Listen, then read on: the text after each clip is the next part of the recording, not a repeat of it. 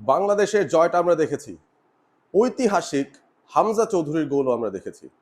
ভুটানের বিরুদ্ধে বাংলাদেশ 2-0 গোলে ম্যাচটা জিতে নিয়েছে গতকাল, এবং সেটা নিয়ে এখনো পর্যন্ত সোশ্যাল মিডিয়ায় আলোচনায় সয়লাভ হয়ে আছে। ম্যাচ পরবর্তী আলোচনায় বাংলাদেশের হেড কোচ হাভিয়ার কাবরেরা জানিয়েছেন তিনি সবার পারফরমেন্সে সন্তুষ্ট, এবং বাংলাদেশের সমর্থক হিসেবে যারা ম্যাচটাও দেখেছেন গতকাল, কিছু খেলোয়াড়দের দিকে তাদের আলাদা করে ফোকাস ছিল এবং তারা কেমন করবেন সেটা নিয়ে জল্পনা কল্পনার শেষ ছিল না। হামজা চৌধুরীকে সবার উপরে রেখে দিই, তার রেটিংস নিয়ে কোনো কথা নেই, তার পারফরমেন্স নিয়ে কোনো কথা নেই।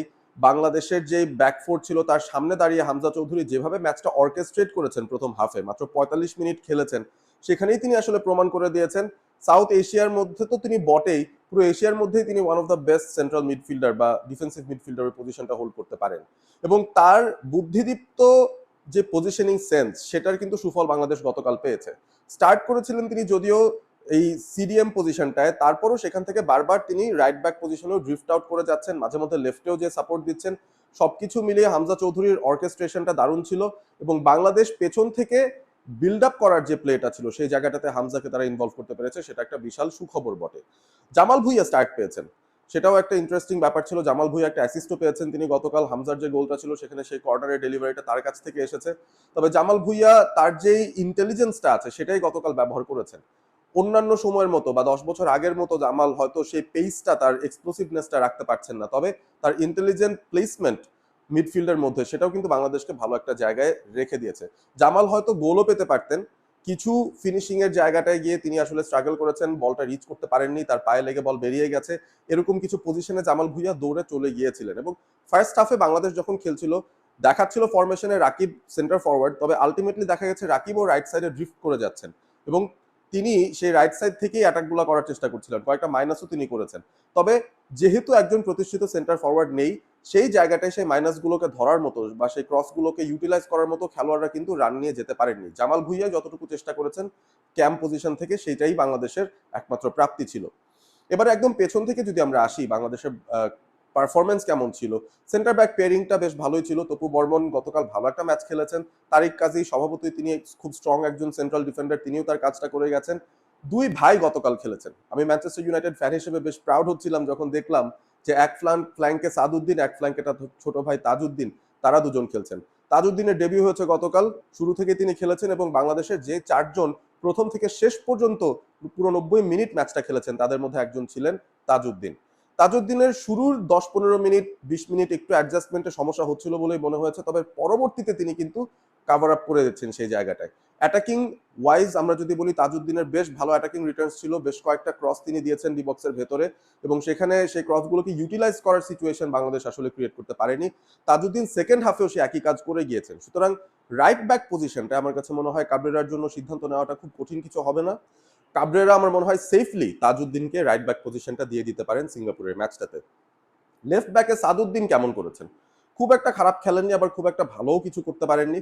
ফাহমিদুলের সঙ্গে তার বোঝাপড়াটায় খানিকটা সমস্যা হচ্ছিল শুরুর দিকে, কারণ ফাহমিদুলেরও ডেবিউ ম্যাচ ছিল, এবং ফাহমিদুল আলাদা করে যে পারফরমেন্সটা দিয়েছেন, ইতিমধ্যেই আপনারা সবাই তাকে প্রশংসায় ভাসিয়ে দিচ্ছেন। তার শুরু ম্যাচ হিসেবে খুবই ভালো ইম্প্যাক্ট তিনি দলে রেখেছেন। তার একটা এক্সপ্লোসিভনেস আছে, এবং অ্যাটাকিং লাইন্সগুলোতে তার এই এক্সপ্লোসিভনেসটা কাজে লাগে। তিনি বা পায়ে বেশ কিছু ভালো ক্রস দিয়েছেন, তিনি নিজে একটা ভালো রান নিয়ে কিছু শটও নিয়েছেন। সবকিছু আমি বলছি তার অফেন্সিভ প্লেইং এর দিক থেকে। তবে ফাহমিদুলের সবচেয়ে ইম্পর্টেন্ট ট্রেট যেটা গতকাল আমরা নোটিস করেছি, সেটা হচ্ছে তার একটা ক্ষুধা রয়েছে। বলটা যখন তিনি হারান তখন কিন্তু তিনি ট্র্যাক ব্যাক করতে চলে আসেন। তিনি কিন্তু দারুণ ডিফেন্সিভ ওয়ার্ক রেট দেখিয়েছেন গতকাল। পুরো ম্যাচে যতক্ষণ তিনি ছিলেন, প্রায় 60 মিনিটের মতো সময় নাচিয়ে ছেড়েছেন তিনি ভুটানের রাইট ব্যাক পজিশনের যে খেলোয়াড়রা রয়েছেন তাদেরকে। এবং শুধুমাত্র তার স্কিল সেট নিয়ে বা তার অফেন্সিভ ওয়ার্ক রেট নিয়ে কথা বললে হবে না, ফাহমিদুলের ডিফেন্সিভ ওয়ার্ক রেটটাও কালকে এত ভালো ছিল, আমার কাছে মনে হচ্ছে যে সিঙ্গাপুরের ম্যাচটাতে তাকে স্টার্ট না করাটা এক প্রকার অন্যায় হবে। সেকেন্ড হাফে মোরসালিন নেমেছিলেন, বেশ কিছু পরিবর্তন হয়েছিল। হামজা চৌধুরী, জামাল ভুঁইয়া সবাইকে বেঞ্চ করে দিয়ে কিছু খেলোয়াড়দের টেস্ট করার সুযোগ দেওয়া হয়েছিল, এবং সেই জায়গায় মোরসালিন কিছু সুযোগও পেয়েছিলেন। তার পজিশনিং সেন্স খুব একটা খারাপ ছিল না, তবে তার রিওয়ার্ডসটা বা তার ফাইনাল রিটার্নটা কিন্তু খুব একটা ভালো হয়নি। দুটো গোল হয়তো তিনি পেয়ে যেতেন, সেই দুটো গোল তিনি কিপার বরাবর শট মেরে দিয়েছেন। ডানে বায়ে খেলতে পারলে হয়তো একটা কাজ হতো। আগেকার সময়ের যে মোরসালিন, শুরুতে যখন তিনি এসেছিলেন একেবারে ধূমকেতুর মতো বাংলাদেশের নতুন স্টার বয়, সেই একটা তকমা তার সঙ্গে লেগে গিয়েছিল। সেই জায়গা থেকে মোরসালিনের গতকালের পারফরমেন্সটা অতটা ভালো না হলেও অন্তত যে সুযোগগুলো তিনি পাচ্ছেন, এটা কিন্তু একটা পজিটিভ দিক বাংলাদেশের জন্য, যে বাংলাদেশ চান্সেস ক্রিয়েট করতে পারছে। গোল হয়তো দিতে পারেনি, চান্সেস ক্রিয়েট করতে পারছে, সেটা একটা ইন্টারেস্টিং ব্যাপার। দ্বিতীয় গোলটা এসেছিল ম্যাচের 59 মিনিটে এবং সেখানে সোহেল রানা সিনিয়র দূরপাল্লার একটা বা পায়ের শটে গোল দিয়েছেন। সাধারণত ডিবক্সের বাইরে থেকে তিনি কিন্তু বেশ কিছু অ্যামেজিং গোল দিয়েছেন এর আগে, বাংলাদেশের পক্ষেও দিয়েছেন। সো গতকাল যে গোলটা দিয়েছেন সেটাতে আমি খুব একটা অবাক হইনি। তবে সোহেল রানার ওভারঅল গেম প্লেটা বাংলাদেশের মিডফিল্ডের আমার মনে হয় একটা উইক লিঙ্ক হিসেবে বিবেচিত হতে পারে। কারণ তার পাসিং কম্বিনেশনের খানিকটা ঘাটতি ছিল। বলটা তিনি বেশিক্ষণ পায়ে হোল্ড করে রাখছিলেন বলে তার কাছ থেকে কিন্তু বলটা বারবার নিয়ে যাচ্ছিল প্রতিপক্ষ। তো সেই জায়গা থেকে তার অ্যাওয়ারনেসটা আমার কাছে মনে হয় বাকিদের তুলনায় একটু তিনি পেছনের দিকে গতকাল ছিলেন। তবে তার অভিজ্ঞতাটা তিনি কাজে লাগিয়েছেন এবং শেষ পর্যন্ত বাংলাদেশের হয়ে আরো একটা গোলও তিনি দিয়েছেন। 2-0 গোলে বাংলাদেশ জিতেছে, ক্লিনশিট রেখেছে, স্বস্তি রয়েছে সেই জায়গাটাতে। সব ডিপার্টমেন্টেই বলা যায় বাংলাদেশের পারফর্মাররা ভালো করেছেন। আলামিন বেঞ্চ থেকে নেমে খুব ভালো একটা ইম্প্যাক্ট রেখেছেন, যদিও তিনি তার সেরা পজিশনে খেলতে পারেননি এবং যখন তিনি এসেছেন তখন তার পেছনের যে মিডফিল্ডটা সেটা পুরোপুরি পরিবর্তন হয়ে গিয়েছিল, সে কারণে হয়তো তিনি যথেষ্ট পরিমাণ সুযোগও পাননি।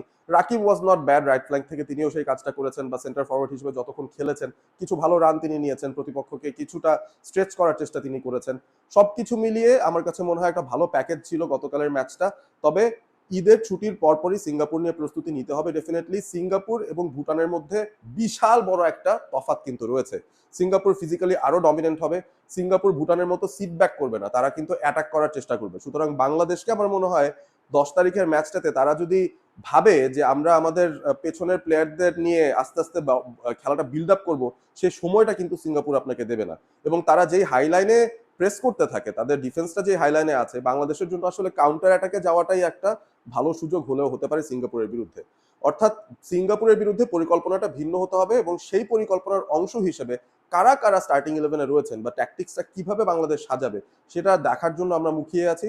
সামনে হয়তো বাংলাদেশের প্রবাবল ইলেভেনটা নিয়ে আরো একটা ভিডিও আমি করব। তবে এই মুহূর্তে গতকালের ম্যাচটার রেস থেকেই বলতে পারি বাংলাদেশ একটা দারুণ সূচনা করেছে। এর থেকে ভালো প্রস্তুতি হয়তো হতে পারতো না। সবগুলো খেলোয়াড়ও তারা গেম টাইম পেয়েছেন। আমরা এখন অপেক্ষায় সিঙ্গাপুরের বিরুদ্ধে বাংলাদেশ আসলে কেমন করে সেটা নিয়ে। আপনারা রয়েছেন অল স্পোর্ট এবিপির সঙ্গে। Like, share, subscribe the channel এবং সেই সাথে আমাকে সাপোর্ট দিতে ভুলবেন না। সবসময় আমি আপনাদের সঙ্গে রয়েছি। আরো কিছু ভিডিওস নিয়ে সামনে আসবো। Stay tuned. ভালো থাকবেন সবাই।